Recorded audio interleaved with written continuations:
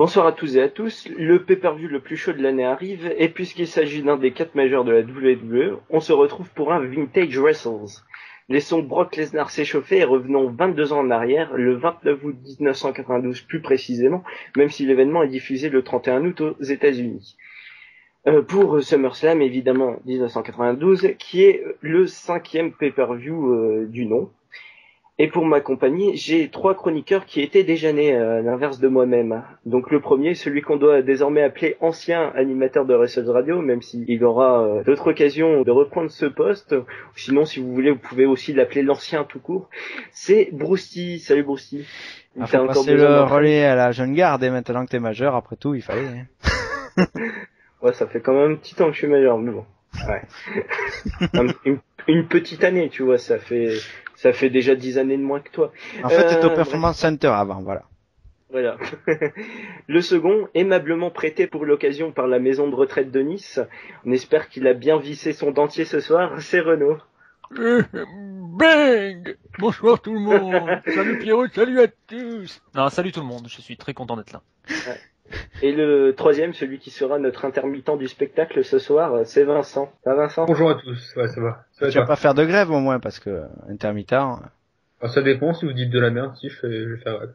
Bon, bah tu vas faire grève alors, c'est sûr. Sans plus attendre, remontons à un temps où Bret Hart avait encore les cheveux bruns, où l'Undertaker n'avait pas besoin de coloration et tenait sans problème sur ses 2 jambes, et prenons la route pour l'Angleterre dans l'entre mythique de Wembley pour SummerSlam 92.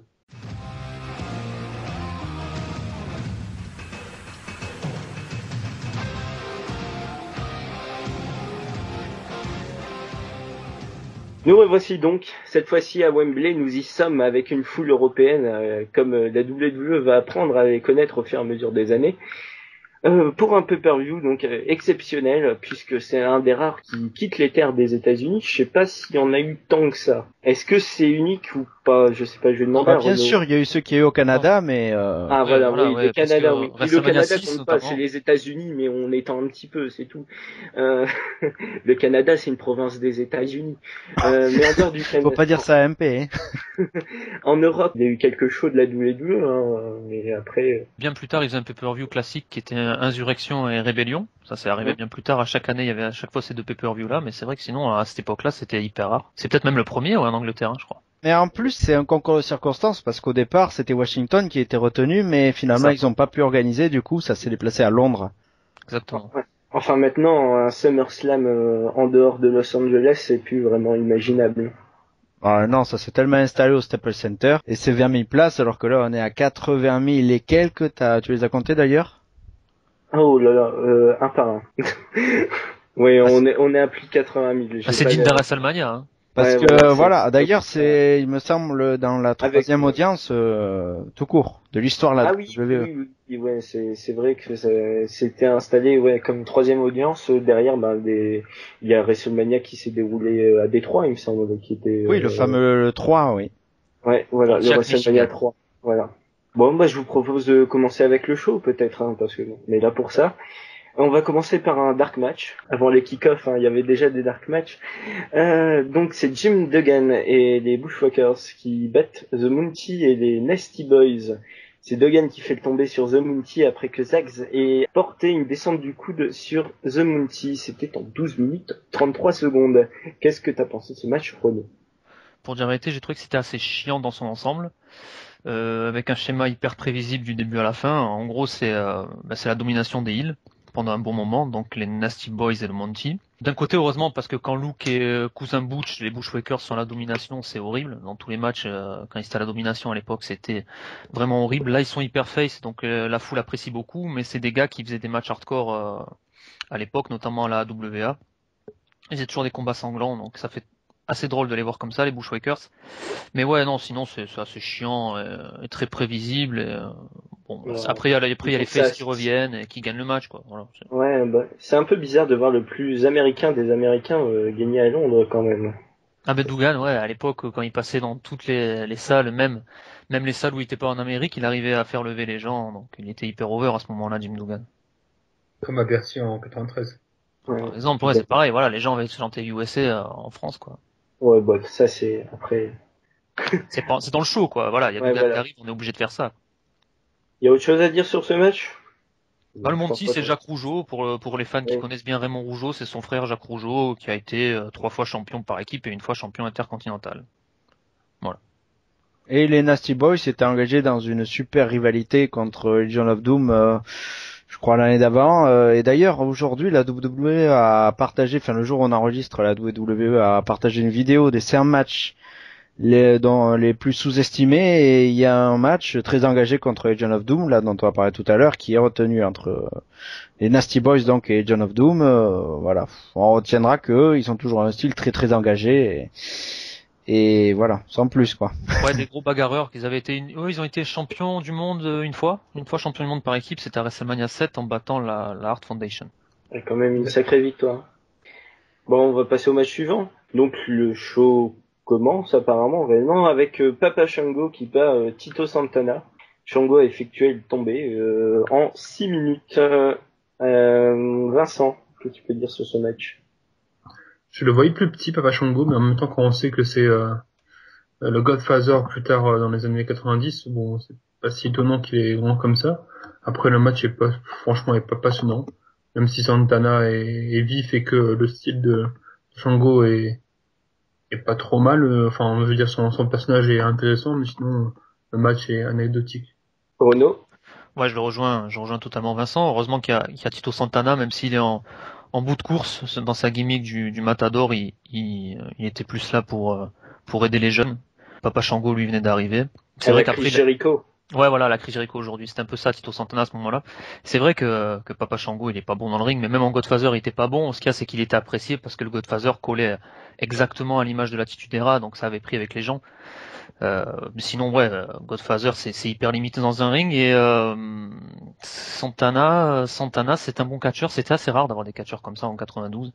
Bon, il y avait Michaels, Bret Hart Et avant que la Mister Perfect. WCW vienne, hein. Et ouais, c'est ça. Mais c'était un catcheur hyper intéressant, assez rapide, assez aérien. Et, bon, c'était assez cool de le voir. Mais après, il y a pas grand-chose à dire. Lui aussi, il a été champion intercontinental 2 fois, et puis il avait été aussi champion par équipe avec Ring Martel dans la Strike Force, et avait gagné aussi le King of the Ring 89, Tito Santana. Donc il a eu une belle carrière, mais là, il était sur la fin. Cette Bible. Mm. Cette Bible Le, qui est Renaud. Quelque chose à ajouter? le Godfather était surtout apprécié parce qu'il venait avec des putes. Ah Et oui, bah moi, oui, en pleine attitude era, le Woo Train. Ah là là. C'était parce qu'à la magnifique. limite, le personnage, on s'en fout, hein, c'est surtout les demoiselles. Hein. Ouais, non, le personnage prenait quand même, hein, parce que Bah, dès qu'il y avait la musique et tout, c'était cool, quoi, de voir le Godfather. c'est typiquement Après, le Godfather seul, oui, qu'on c'est peut- vrai que sans femme, ouais, peut-être. Mais bon. c'est typiquement ce qu'on peut dire de l'Attitude Era aussi, hein. C'est un peu, des fois c'est un peu surestimé, hein. On dit tout le temps l'Attitude Era, C'est clair. mais il y avait quand même des passages assez limités, hein, comme maintenant il peut y en avoir avec d'autres personnages. Bon, bah on va passer à la suite avec une tag team assez majeure de la fédération avec Legion of Doom, donc Hawk et Animal qui battent Money Inc, Ted DiBiase et IRS, qui était avec Jimmy Hart qui était déjà là lors du Dark Match, mais qui de nouveau là avec Ted DiBiase et IRS. Donc c'est un tag team match qui se finit en 15 010 par la victoire des Legion of Doom, avec Animal qui effectue le tombé sur DiBiase en 15 minutes 10. Renaud, j'avais fait Vincent, Renaud. Bon petit combat, tag team, solide. Pas un grand combat, mais un bon combat, avec 4 catcheurs expérimentés qui se connaissent très bien. Ça me fait toujours bizarre de voir les Elodie et leur manager Paul Ellering rentrer avec le pantin Rocco, parce qu'il rentrait à ce moment-là avec un pantin ventriloque, Rocco. Donc les mecs, quand tu vois les bad guys que c'était à Chicago, c'était des anciens videurs de boîtes de nuit, ils ont tout tué dans les bars. Et là, ils rentraient avec un pantin. Bon, ça c'était pour le côté face de la chose. Et c'était même Animal qui disait à l'époque le côté divertissement dans le catch, il connaissait pas quoi. C'était juste, il était là, il montait sur un ring et il bottait des fesses. Et c'était Jim Crockett qui leur avait dit qu'il fallait un peu ajouter du show à tout cela, donc ça les avait calmés. Mais c'est vrai que ça va, c'est un match assez intéressant. Et j'ai bien aimé aussi Money Inc parce que je trouve que ils formaient une bonne team. Ils ont été 3 fois champions du monde ensemble par équipe. DiBiase, lui, il aura eu une belle carrière en solo. Il a failli toucher au titre de champion du monde à un moment donné. Moi, j'étais persuadé que ce mec allait toucher au titre de champion du monde, il l'a pas eu. Même s'il a été dans le main event de WrestleMania 4 pour la ceinture suprême face à Savage. Oui. Mais ouais, il a pas touché. Il reste, lui, il a été 5 fois champion par équipe en tout. Ouais, c'est un bon match dans son ensemble, pas un grand match, mais un bon petit combat, ouais. Vincent. Je voudrais chier sur IRS parce qu'il a produit Bo Dallas, même s'il a Voilà. produit aussi Bray Wyatt. Il aurait dû s'abstenir du deuxième. Après, je connais aussi Rotunda, enfin IRS, dans sa période par équipe. Alors, je me souviens plus de son partenaire, mais quand il était face avant la WF. Barry Windham. Ouais, voilà. Windham qui participe après à la WCW, mais une bonne petite équipe sur le circuit indépendant. Claire. Après le match m'a pas plus marqué que ça. Renaud me l'avait vendu comme un bon match pay-per-view. Donc peut-être que j'ai plus d'attentes que prévu, mais non. C'est un bon Après, match par équipe, mais après c'est pas non plus. Après, il faut signaler quand même que c'est un des matchs les plus longs du show. Et les autres matchs sont assez rapides hein, comparé à ce tag team match. Ça reste quand même un match assez solide hein, du pay-per-view dans sa globalité. Un match qui, à l'inverse, ne l'est pas trop, c'est le troisième match avec Nails qui bat Virgil en 3 minutes 55 via une prise du sommeil. Je crois que Bruce l'a vu. Ouais, bah écoute, match tout à fait inutile, je dirais. Qui installait Nails, ce personnage, disons assez baraqué, voilà, qui était évadé, qui venait d'une prison, quoi, d'une tenue de prisonnier, quoi. Et bon, Virgil à côté, voilà, c'était le sympa, évidemment, émancipé, ancien valet de Ted DiBiase. C'était vraiment une opposition. Dès que Nails avait Virgil entre les bras, c'était fini, quoi, voilà. Et d'ailleurs, pour la petite histoire, le parcours de Nails va pas durer bien longtemps parce qu'il va s'arrêter après sur Series, si je m'abuse, de la même année. Après s'être bien foutu sur la gueule avec Vince McMahon, donc voilà, c'est pas très marquant tout ça. Enfin voilà, ça oppose vraiment deux gars qui n'ont pas vraiment marqué la WWE, ça c'est clair. D'accord avec ça, Renaud? Oh oui, c'est très mauvais. Heureusement que c'est très court, mais Nails, il était associé à un personnage, c'était le Big Boss Man. À partir du moment où parce qu'en fait, soi-disant, il était le prisonnier du Bossman, il avait été maltraité par le Bossman en prison. Donc à partir du moment où il allait feuder contre le Bossman et que ça allait s'arrêter à cette feud, c'était fini pour lui. Derrière, il y avait rien à espérer. Puis en plus, oui, comme l'a dit Brusty, il s'est pris la tête avec Vince McMahon dans les bureaux. Et tout ça, c'est pas pour le catch, c'est vraiment dans la vraie vie. Donc il y a rien à dire pour Nails. Et puis oui, Virgil, c'était le valet de Ted DiBiase. Après, il avait signé à la WCW. Il avait fait partie de la NWO, mais c'était vraiment dans les bas-fonds de la NWO, quoi. C'était le mec qui accompagnait et qui catchait pratiquement jamais. Donc il y a rien à dire sur ce match. Il y a rien du tout. Vincent, t'avais un truc à dire sur Virgil. Virgil me fait penser à Kofi Kingston, mais 30 ans en arrière. Je sais pas pourquoi, peut-être parce que c'est un jobber, mais et puis parce que Virgil avait... Parce qu'il est noir aussi. Aussi, bah oui, ça aide. et que pour dire que Virgil avait le nom Vincent à la WWE, ça me fait plaisir. Voilà, c'était les anecdotes de Vincent sur les 3 premiers matchs.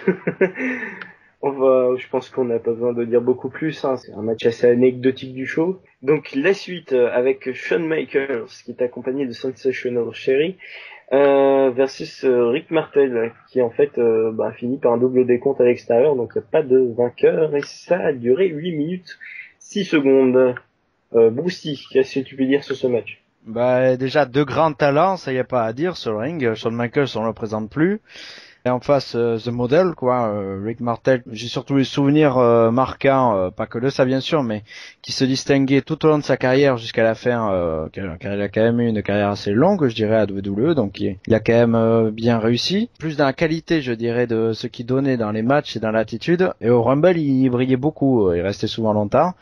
Là, le problème, c'est que il y a eu une stipule rajoutée à ma connaissance, si je me trompe pas. Ça a un petit peu bridé, je pense, le talent parce que il devait pas se frapper au visage, façon The Miz maintenant, quoi. Faut pas le frapper au visage. Le super kick, déjà, on pouvait aller se le mettre où on pensait, quoi. C'est un match que Sensational Sherry avait programmé parce que c'est celle qui a, il me semble, pris la succession de Miss Elizabeth, qu'elle était avant. Si je me mets bien dans la chronologie, manager de Randy Savage. Ouais, il était passé Macho King et elle avait rejoint Savage, ouais. Ouais, voilà. Elle était dans une espèce de romance avec Shawn Michaels. Ouais, c'était une façon de tester l'amour, mais voilà, c'est un peu le match qui va mettre fin à cette relation. Sinon, le match passe, mais bon. On aurait pu s'attendre à mieux, je dirais, entre les deux, mais voilà. Il y a un certain contexte, et puis le fait comment ça se finit aussi est frustrant, c'est sûr. Oh non. Ouais, je le rejoins totalement parce que on est en train de parler de Rick Martel et Shawn Michaels. Et Rick Martel et Shawn Michaels, si tu leur laisses du temps et du bon booking, à l'époque, c'était voilà. Bon, Michaels, c'est vrai, on le présente pas, mais Rick Martel, c'était franchement un catcheur hyper solide. Et malheureusement, c'est dommage parce que le match, je trouve qu'il débute sur des bonnes bases. Le jeu d'esquive, il est très bon. Après, il y a un roll-up entre les deux où t'as Martel qui tire le fut à Michaels, et Michaels qui tire le slip à Martel.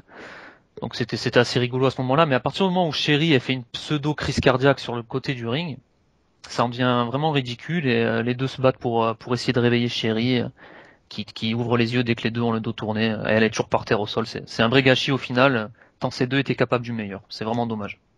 Encore une fois, les femmes. Les femmes. Voilà. Je pense qu'on n'a pas besoin de continuer. On va passer à la suite avec un autre match tag team. Cette fois-ci, c'est pour le titre mondial de la WWF entre les Natural Disasters, donc Earthquake et Typhoon, qui battent the Beverly Brothers, Blake et Bo, en 10 minutes 30 avec Earthquake qui porte le tombé sur Bo après un Earthquake squash. Je vais y arriver. Voilà, Renaud, c'est à toi. Ouais, ben c'est oubliable. Enfin, je dirais pas non plus que c'est si nul que ça grâce aux Beverly Brothers. Mais bon, tu le regardes, tu l'oublies quoi. Il y a rien de spécial. Les Beverly Brothers n'ont pas eu une grosse carrière à la fédération. Ils n'ont pas du tout marqué par leur passage. Je voudrais juste préciser tout de même que Mike Enos, c'est un des deux qui est dans les Beverly Brothers. C'était un catcheur qui était sur le ring de la WCW le soir où Scott Hall a fait ses débuts. Le soir où Scott Hall était descendu par la foule. C'était un soir de 96 à Nitro. Qu'il avait proclamé la guerre à la WCW. Il y avait ce gars qui était dans le ring, Mike Enos, le match avait dû être arrêté à cause de l'intervention de Scott Hall, donc ça c'est pour la petite histoire. Je pense qu'il y a des fans qui vont se souvenir de ce passage-là à la WCW. Sinon, concernant les Natural Disasters, il faut savoir qu'à ce moment-là, quand ils sont champions par équipe, les mecs, ils gagnaient tout, quoi. Je veux dire, ils étaient inarrêtables. Ils ont battu les Nasty Boys, les Bushwhackers, Money Incorporated, les LOD. Ils ont vraiment surdominé la division tag team. Alors, Squake, lui, a une bien plus belle carrière que Typhoon, puisqu'il avait même feudé contre Hogan dans les main events. Et il a connu également l'Attitude Era, on en a déjà parlé de lui. Il était dans le clan Oddities, il se faisait appeler Golga durant l'Attitude Era. Et Typhoon, lui, c'est le fameux Shockmaster, c'est la WCW, le mec qui s'était cassé la gueule et qui avait perdu son masque. C'est Typhoon, c'est lui. Le grand. Le grand. Le seul unique. Oui. C'est vrai que comme tu dis, c'est vrai qu'ils étaient très dominants, évidemment très costauds, donc bon, c'était pas excitant du tout sur le ring, ça faut être honnête. Et du coup, voilà, après il y avait aussi le génie, The Genius, exact, qui accompagnait les Beverly Brothers aussi, qui était là. Bon, il était pas trop à son avantage, le pauvre, cette fois-ci, mais... C'est le frère à Macho Man, le génie. Et oui, Lanny Poffo, oui. Ouais. Donc non, voilà, après bon bah c'est un match qu'on peut passer facilement. Après c'est pas catastrophique bien sûr, mais on peut le passer très facilement, ouais. Un autre match assez rapide, c'est Crush qui base Repo Man en 5 minutes 41. Crush qui fait abandonner son adversaire avec un cranium crush. Voilà. Bruce. Je vais pas en dire grand chose parce qu'il y a pas grand chose à en dire, j'avoue, voilà. Parce que bon, celui qui a eu un parcours un peu plus mis à part de rappeler que The Repo Man c'est celui qui a tenté de voler la baraque de Daniel Bryan, non? Oh là là. Ouais, tu sais, le Repo Man aujourd'hui, il a un peu de mal à courir. Bah voilà. Et ouais, c'est pour ça. C'est pour ça que Daniel Bryan a réussi à le rattraper. Ouais. Pardon. Mais Crush, ouais, c'est un gars bon qui était quand même globalement, je dirais apprécié de la foule et qui a fait bon des parcours assez sympas par-ci par-là. Il était le troisième membre de l'équipe Démolition, c'est un petit peu avant, non? Non, mais oh là là, ça lui rappelle des mauvais souvenirs, oui. Tu vois, ça lui fait mal au cul. Mais voilà, après, quand de plus, c'est un match voilà quoi, qui n'a aucun intérêt, c'est ça le problème. C'est du niveau Nice Virgil quoi. Enfin, j'exagère un peu, mais voilà. Renaud. Oui, non, mais je rejoins Bruce encore une fois. Hein. Comme prévu, le Repo Man se fait totalement décimer par Crush, c'était son rôle. C'est dans le nom. Tu vois, c'est. Ouais, voilà, en fait, il manque juste le Rousseff de. Voilà, c'est ça. Non, mais bon, voilà, il y a pas grand chose à dire. Oui, sinon, Repo Man, c'était Smash dans les Demolition, le gars qui faisait équipe avec Axe, qui ont été champions 3 fois, champions par équipe ensemble. Et oui, après Crush les avait rejoints et c'était devenu à 3 les Demolition. Mais ça, c'est pas les Demolition.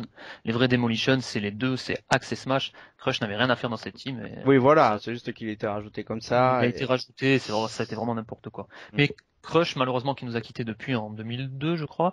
C'était Brian Adams après à la WCW. Il avait formé les Chroniques avec Brian Clark. Ils avaient été 2 fois champions par équipe ensemble. Sinon, il avait affronté tout de même Shawn Michaels pour le titre intercontinental et Savage aussi. Il avait affronté Macho Man à WrestleMania 10, ce qui est pas rien, WrestleMania. C'était WrestleMania 10, c'était en Falls Count Anywhere. C'est un bon match. Mais sinon, Repo Man Crush, là, bon, on peut oublier, hein, Pierre, on peut passer. Ouais, bah, en même temps, avec la durée du match, il n'y a pas vraiment beaucoup de temps pour s'exprimer. C'est ça. On va passer à un match d'une autre envergure, avec un match pour le titre, je crois, ou un match... Ouais, si, c'est pour le titre. Oui. Bon, évidemment. WWF. Je suis bête. Oui, il y a écrit WWF Championship, donc voilà. Faut que je lise mes fiches, c'est tout. C'est The Ultimate Warrior qui bat Randy Savage, mais par des comptes à l'extérieur. Donc du coup, forcément, Randy Savage garde le titre. Ça dure 28 minutes tout de même, parce que en fait, Warrior défait Savage, c'est une intervention de Mr. Perfect et de Ric Flair. Renault. Ben, je dirais que pour un combat avec l'Ultimate Warrior, c'est un bon combat. Et un long combat. Et un long combat, Parce que Ultimate Warrior, faut que ça dure 28 minutes. Ouais, il faut regarder WrestleMania 6, alors son main event contre Hogan, il y en a pas beaucoup. Quand on lui laisse du temps, c'était pas mal. Là, c'est un de ses meilleurs combats en solo. Bon, faut dire que le Warrior, il est hyper limité, donc dès qu'il affronte un mec comme Savage, ça le bonifie aussi. Il avait eu des bons affrontements contre Rick Rude aussi, mais Rick Rude c'est un dieu, donc voilà, au moins c'est dit. Oh oui. Ouais, voilà. Son match référence, on l'a encore dit, je le redis encore, mais c'est contre Hogan à WrestleMania 6, bien sûr, puisque ce soir-là, il devient champion du monde et champion intercontinental. Le précédent Vintage, d'ailleurs. Le précédent Vintage, on en avait parlé, donc je vais pas non plus en refaire des tonnes sur ça. Ce que j'ai bien aimé, c'est l'intensité dans le match et les coups de bélier, les clotheslines qui sont pas ratés. Alors d'habitude, Warrior en ratait quelques-unes, là j'ai trouvé qu'ils avaient bien exécuté. Je le place tout de même en dessous de l'affrontement Savage Warrior qu'on avait eu à WrestleMania 7, ou à WrestleMania 7, ça avait même été un peu surbooké tout de même sur la fin, puisque je crois que Savage avait fait au moins 10 descentes du coude sur le Warrior, et le Warrior se dégageait à chaque fois, donc comment tuer un finish, ça c'était un peu abusé. Ce qui me gêne dans ce match, Pierre, c'est, comparé à WrestleMania 7, c'est Flair et Perfect. En fait, ça avait été un peu bouqué à la va-vite. Flair avait perdu le titre, Flair était champion du monde, il avait perdu son titre contre Savage à WrestleMania 8, et il n'avait pas eu de match revanche derrière. C'était le Warrior qui était devenu challenger. C'était le Randy Orton version. Ouais, voilà, c'était la pleureuse de l'époque. Ouais. Donc il était hyper jaloux, et avec Perfect, ils ont foutu un peu le why dans ce match, et, ce qui a coûté à la fin ce match comme ça, sa disqualification. Ouais, mais il y avait tout un contexte aussi, c'est qu'il y avait une histoire, il y avait même une interview en coulisses avant avec Flair sur l'histoire en fait que le Warrior ou Savage aurait payé Perfect pour l'aider à gagner. Donc dès d'abord il y a eu une première intervention au détriment du Warrior, donc du coup c'était Savage a payé, puis en fait non, c'est avéré que non. Et en plus Savage sur la fin on le voit qu'il allait porter la descente du coude. Il voit bien que quand même le Warrior est pas tombé non plus tout seul quoi, parce que voilà.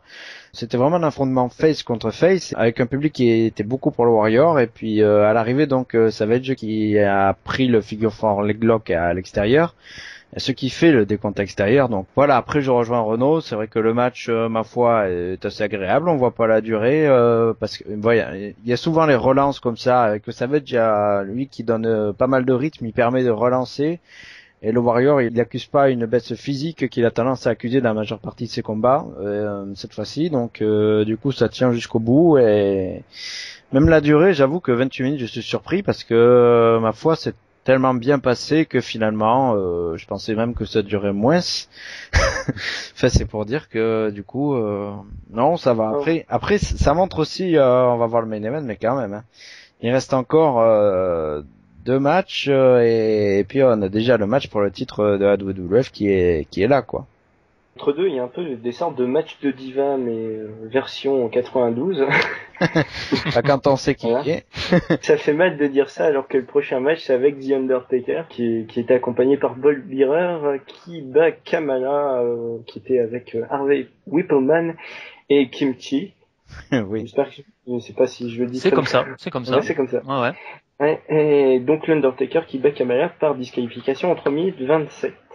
Que dire? Ouais, bah... Que dire? Vas-y, bon si.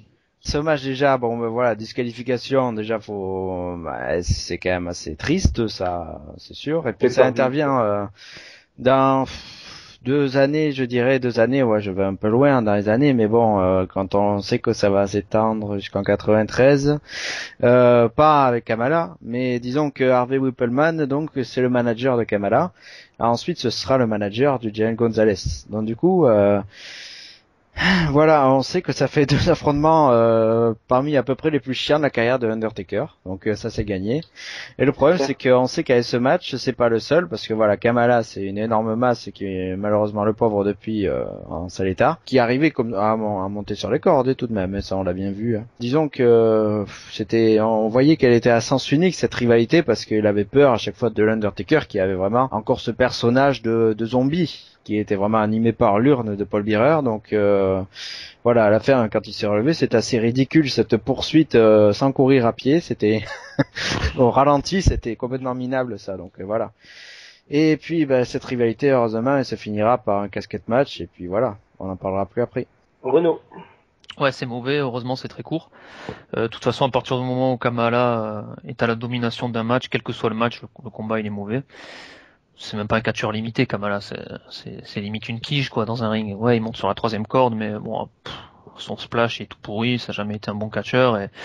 Et oui, il y a le casquette match qui arrive après au Survivor Series 92, c'est un peu mieux. Donc, si vous voulez voir un Undertaker contre Kamala, allez voir le match au Survivor Series 92. Bon, maintenant, je vous dis respect, hein, parce qu'il faut en avoir des corones pour aller voir le Undertaker Kamala. Faut vraiment avoir envie, hein. Ouais, mais ouais, allez quand même voir le match casquette au Survivor 92. Mais qui était quand même un petit peu à sens unique aussi, dans le sens où Kamala avait une peur du cercueil, oui, voilà, c'est ça. D'ailleurs, là, dans l'avant-match, il y a Bearer, donc, qui est devant, là, avec l'urne, et puis derrière, l'Undertaker à bord d'un corbillard, où il y a un cercueil, justement, à l'intérieur. Ouais, voilà, ça permet à Undertaker de faire son entrée un peu, style une entrée à la WrestleMania, comme la rampe d'entrée est très longue. Comme le décor le permet, oui. Ouais, voilà. Et Kimchi, pour la petite histoire, le gars qui est sous le masque de Kimchi, c'est le Brooklyn Brawler, que beaucoup connaissent sous le nom aussi de Steve Lombardi, donc c'est lui Kimchi. Ah oui, qui est encore très très proche de la WWE, c'est un Road Agent, donc... Ah oui, complètement, ouais. Dernier petit match avant d'attaquer le gros morceau, hein, messieurs. Hein, donc Tatanka qui base Berserker, qui était avec Mr. Fuji, en 5 minutes 46. Bon, je pense qu'il n'y a pas grand chose à dire encore une fois. Pourri. Complètement pourri. Tu l'as vu, Broussier? Non, mais voilà, mais c'était clairement pour faire patienter le public avant donc le main event. Ouais, alors le Berserker, c'est une sorte de viking. Je pense qu'une pub aurait été plus divertissante. Ouais, franchement, c'est clair. On dirait Berserker, on dirait Pierre-Paul Jacques avec des bottes de viking. Puis il coince à un moment donné, il coince Tatanka dans les cordes à la façon d'André le Géant. Tu sais, les géants quand on les coince dans les cordes avec les bras là. Puis Tatanka, il arrive à s'en sortir, il lui fout le coup du Tomahawk, il finit avec un Samoan Drop et c'est la victoire pour Tatanka. Mais vraiment, c'est vraiment nullissime. Ouais, je pense qu'on va passer plutôt au gros morceau, hein, ça sera beaucoup plus attrayant déjà. Donc le main event qui était pour le titre intercontinental, qui avait une autre envergure à cette époque-là, avec le British Bulldog qui bat Bret Hart en 25 minutes 40, avec un petit paquet. Donc c'est un peu voilà, c'est une fin qu'on critiquerait sans problème actuellement, mais bon, qui s'y passe assez. Donc 25 minutes 40 pour battre Bret Hart. Renaud, j'ai envie de commencer par toi. Ouais, écoute, ce match il était considéré à l'époque comme très bon et aujourd'hui il est un peu considéré comme un classique. Avec les années, le combat il s'est bonifié et il a gagné en importance. Et ouais, c'est un bon combat. De toute façon, plus t'as d'affinité avec ton adversaire dans la vraie vie, plus le combat au niveau du ring sera bon, quoi. Et comme les deux se sont entraînés ensemble dans le donjon de Stewart, le père à Bret Hart, on était sûr que ça allait donner des très bons combats. Déjà, ils s'étaient affrontés avant ce match-là, et c'était déjà arrivé qu'ils se croisent, même en team, puisque les British Bulldogs, au pluriel, c'est-à-dire British Bulldog en équipe avec le Dynamite Kid, avaient déjà affronté la Hart Foundation, Bret Hart et Jim Neidhart, le papa de Natalia. Ça avait déjà donné des bons matchs à l'époque. Et ce que j'ai bien aimé, justement, en parlant de Hart Foundation, c'est le comportement de Bret Hart ce soir-là, puisqu'il n'est pas à domicile, clairement. Le British Bulldog, toute la foule est derrière lui, puisqu'il est anglais. Et t'as Bret Hart qui refait un peu son côté heel, c'est un peu un heel par défaut ce soir-là, puisqu'il était hyper face, Bret Hart à ce moment-là.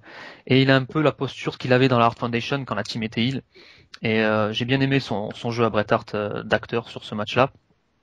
Ça faisait un an qu'il était champion à ce moment-là.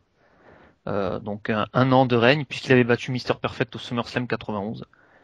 Et je voulais juste dire aussi qu'il y avait eu un très bon match, malheureusement beaucoup moins connu, entre Bulldog et Bret Hart. Ça avait eu lieu en 95 au pay-per-view In Your House. C'était en décembre, je crois, 95. In Your House, pas In Your House. Ah, In Your House. Ouais, In Your House, ça c'est un autre truc, c'est un autre concept que je vais faire un petit peu après le podcast là. Reste poli, Renaud. Oui. Le match est beaucoup moins connu qu'au SummerSlam puisque le pay-per-view est moins connu, mais c'est puis c'est dans une salle, hein, c'est pas dans un stade, mais ça reste un très très bon match pour le titre de champion du monde à l'époque. C'était pour le titre de champion du monde, c'était le main event et Bret Hart avait même fini en sang. C'est un gros match. Donc si vous voulez regarder ce match-là, n'hésitez pas. Bret Hart Bulldog en 95, c'est du très bon aussi. Et puis ici, il y a une histoire avec la sœur de Bret Hart. Ouais, qui est là. Diana, c'est la femme ouais. Du British C'est Bulldog, la femme Javi du Boy British Smith. Donc c'est du coup, elle sympathique, était partagée. Là, ça jouait beaucoup sur ça. D'ailleurs, on le voyait. Il y avait une interview juste avant le match, et puis pendant, il y avait beaucoup de plans sur elle. Et puis après, à la fin, elle était sur le ring au milieu. Ils lui ont enlevé les bras tous les deux, d'ailleurs. Réconciliation familiale, parce que ça jouait beaucoup sur l'histoire des tensions à l'intérieur de la famille, qui était littéralement coupée en deux, du coup. Voilà, entre le clan qui était proche des Smiths et puis celui des Hart, bien sûr. Donc voilà, ça jouait beaucoup sur ça, l'histoire. Est-ce qu'il y aurait une session de la famille? Et en fait, non, c'est pas arrivé. Et après, je rejoins Renaud. C'est vrai que c'est un classique énorme. J'aurais tendance à dire que naturellement, de toute façon, ce match éclipse littéralement les autres, parce que honnêtement, S'il ne devait en rester qu'un. Ouais. Oui, mais déjà avant de revoir plutôt le show, j'avais pas du tout souvenir des autres matchs, sans déconner, même pas le Warrior Savage, parce que voilà, ce match éclipsait vraiment. Et puis comme le dit Renaud, c'est intemporel, c'est pourtant t'avais déjà 30 ans à l'époque. Oui, c'est vrai, ouais. Mais il y avait une intensité, un rythme, un gros travail au sol. Bret Hart, évidemment, on le connaît, il excelle littéralement dans ça, c'est une de ses marques de fabrique, je dirais, ce travail au sol qui est absolument formidable. Cet enchaînement qui est à chaque fois, et puis Bulldog est quand même un catcheur de très grand talent aussi, qui sait parfaitement se marier, parce que comme l'a dit Renaud, en même temps les deux ils se sont beaucoup croisés déjà dans le donjon des Hart, et puis ils se sont beaucoup affrontés sinon voilà sur des matchs à WWE qui étaient toujours de très bonne facture. Et puis à l'arrivée, c'est vraiment la happy end, parce que il devient champion intercontinental, c'est son sommet à la WWE, même s'il a pas gagné que ce titre, bien sûr. Il était aussi champion par équipe, il a eu le titre européen, le titre hardcore, il me semble. Donc voilà, mais bon, ça a pas l'éclat, parce qu'à l'époque le titre intercontinental, il y a qu'à voir déjà que Bret Hart était champion. Le fait qu'ils sont en main event même aussi. En plus, c'était voilà. La première fois là.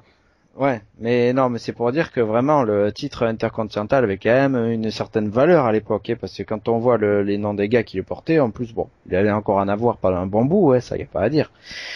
Quand on voit maintenant, c'est sûr, l'éclat, il a disparu depuis plusieurs années, et puis c'est là qu'on revoit ce match. De toute façon, sur tous les DVD, sur beaucoup de DVD, il figure ce match, donc oui. C'est pour souligner. Et puis franchement, il ne dénote pas, alors que c'est vrai qu'il y a d'autres matchs dans ce pay-per-view, franchement, qui ont vieilli, ça y a pas à dire, honnêtement. On s'y endort carrément devant. On sent que c'est un autre style, quoi. C'est le catch de notre âge, bien sûr, ça y a pas à dire. Et alors que celui-là, vraiment, voilà, il y a une telle intensité, un tel rythme, quand même, pendant 25 minutes, qui est très bien tenu tout le long, il n'y a pas de pause, donc tout est parfait. Je sais pas si c'était évoqué, mais en plus, pour ajouter vraiment le patriotisme britannique à bloc, il y avait Lennox Lewis, le champion de boxe, qui était un rival aussi de Mike Tyson à l'époque, donc qui accompagnait le British Bulldog, voilà, avec le drapeau britannique. Donc du coup, voilà, c'est la happy end littérale, ça y a pas à dire. Pour le champion qui repart du pays avec la ceinture. Public. Voilà, ouais. Avant de donner un petit avis global sur le show en lui-même, on a une petite info, c'est que dans le cadre de SummerSlam, il y a des matchs classiques du pay-per-view qui sont diffusés dans les Vintage Collection, qui sont diffusés sur Eurosport 2. C'est le mercredi à 20h30 et le lendemain à 22h. Bon, en ce moment, il y a la Coupe du Monde de rugby féminine, donc c'est peut-être chamboulé, je ne sais pas. Mais en ce moment, du coup, vu que SummerSlam arrive, les matchs classiques du pay-per-view sont diffusés. Donc, pour ceux qui ont la chaîne, peut-être en profiter. Pour le show en globalité, j'ai envie de dire quelque chose. C'est que si on avait ce genre de show actuellement, on le critiquerait pas mal pour son rythme, je pense. Ouais, totalement ouais. Pour le booking aussi, par rapport au booking. Ouais, c'est sûr, c'est pour ça, c'est ça qui est différent. Quand on fait les vintage, il faut se mettre dans le concept de l'époque, c'est pas facile Oui, pour voilà. les plus jeunes. Bon, quand tu sais qu'il y a eu une disqualification, un double décompte, Voilà. un décompte tout court d'ailleurs, enfin voilà, déjà ça fait... C'était des choses classiques à C'est l'époque, en fait, qui c'est là arrivaient dans qu'on les voit pay-per-view. que ça a beaucoup changé et que la demande est bien différente, quoi. On demande beaucoup plus de finalité Complètement. dans les pay-per-view actuels qu'il n'y a pas dans ce pay-per-view. Voilà. Sinon, c'est un match qui dépasse les autres, quoi, pour résumer. C'est Ah un oui, peu- pour revenir sur le main event, oui, il n'y a pas photo, oui. Une tête de plus, et puis après on Il met traverse le facilement, temps. Il voilà. traverse le temps, ce match. Comme tu dis, il est toujours disponible sur les DVD, dans les best-of, tout ça. Même Bret Hart a dit que c'était un de ses meilleurs matchs, si c'est son meilleur match même, alors qu'il perd à la fin, mais parce que le match, il est vraiment bien booké du Ah début à oui, la oui, fin. bah, il l'a placé en son top 3, ça c'est sûr, Dans avec son le top match 3, voilà. contre son frère aussi. Et un contre perfect, je crois. Ouais. Et voilà, moi, à un moment donné, Bret Hart m'a fait peur, par contre, quand il fait une sorte de crossbody à l'extérieur et qu'il emmène la tête du bulldog avec lui parce qu'il est passé au-dessus, qui comptait lui tomber dessus. En fait, il passe au-dessus de lui, donc avec son bras, il se rattrape et il prend la tête du bulldog avec lui. Il a failli lui péter la nuque sur ce coup-là. Mais ouais, ça c'est une image choquante aussi qui a bien marqué. Mais ouais, c'est un très bon match. C'est vraiment un classique intemporel et ça m'a fait plaisir de le revoir. Petite précision bien sûr par rapport au Bulldog. Davey Boy Smith, bien sûr c'est le père, malheureusement décédé depuis, de Davey Boy Smith Jr. qui était anciennement à la WWE au sein de la Hart Dynasty, évidemment. Ça s'invente Avec pas. Tyson Kidd, avec le fabuleux Tyson Kidd. Oui, accompagné par Natalia, et C'est ça. donc maintenant qui s'illustre à la NJPW au Japon, donc voilà, il fait son chemin. Il ressemble vraiment physiquement énormément à son Oh père. là là. Ah C'est ouais. une copie littérale. Ah, c'est un truc de fou. Pour ça qu'il a le même nom. Oui, certes. Oui. Excusez-moi. Je pense qu'on a fini sur ce pay-per-view. On peut juste dire que si on devait conseiller quelque chose, c'est juste de mettre le main event, quoi. Regardez le main event directement, hein, vous tapez pas tout le pay-per-view. Non, ça sert à rien de se taper. Disons Voilà. que c'est pas la période où il faut regarder l'Undertaker déjà, ça c'est sûr. Faites Ouais. pas comme nous, faites pas comme nous. Dipsic, le gars qui a regardé que le main event. Après tout, on a fait WrestleMania 6 avant qui était pas fabuleux non plus. Hein. Donc, vous allez choisir mieux vos vintage ou quoi? Donc, bon, on va finir avec ce pay-per-view. Peut-être les notes, oui, voilà. Merci, aussi. Il n'y a pas beaucoup de notes à faire, hein, Renaud. Ouais, le main event est classique, sinon le reste c'est oubliable, même si le Macho Man contre Savage, même si le Macho Man contre Warrior il se bat contre lui, oui. est pas mal, ouais, non, super. Je sais pas, non, franchement, je vais mettre quand même en dessous, ouais, je vais mettre, un 4. Je vais mettre un 4 parce que le main event, il est tout de même intemporel et parce que la foule est très bonne. Sur toute la soirée, les Anglais ont été très bons, le cadre est magnifique. Donc je vais mettre un 4 pour le gros main event et pourquoi pas aller le Savage Warrior. Moi aussi.